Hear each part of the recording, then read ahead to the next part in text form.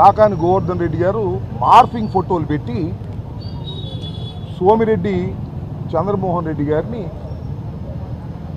అపాస్పాలు చేశాడు అనేది దీనిలో వారు చెప్పినటువంటి నేరం. ఇప్పుడు ఇది 2022 మార్చిలో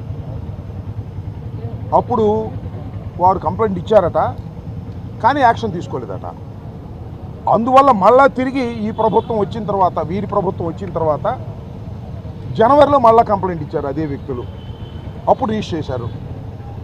రిజిస్టర్ చేసిన తర్వాత వేరే కేసులో కాకాని గోవర్ధన్ రెడ్డి గారిని అరెస్ట్ చేసి నెల్లూరు జైల్లో వారిని రిమాండ్లో ఉండగా ఈ కేసు నెంబర్ ఇది కూడా ఎవరికి ఇచ్చారు? డైరెక్టర్ జనరల్ ఆఫ్ సిఐడికి ఇచ్చారు.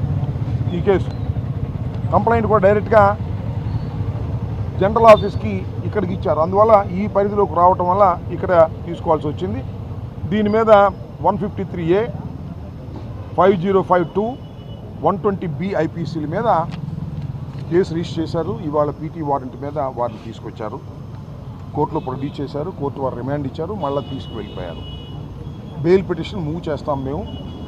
ఎంత దారుణం అంటే, నేను చాలా కాలం నుంచి రాజకీయాల్లో ఉన్నాను. కాస్తో కోస్తో న్యాయవాదులతోనూ న్యాయవాద వృత్తితోనూ పరిచయం ఉన్నటువంటి వ్యక్తిని.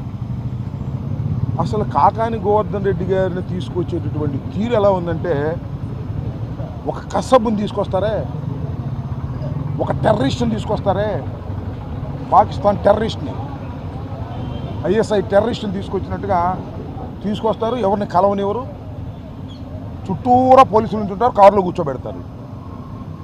చివరికి ఏంటంటే, ఇందాక మేము కోర్టు హాల్లోకి వెళ్తుంటే కోర్టు హాల్లోకి వెళ్ళకుండా పోలీసులు అడ్డగించారు, న్యాయవాదులు వెళ్ళకుండా అడ్డగించారు.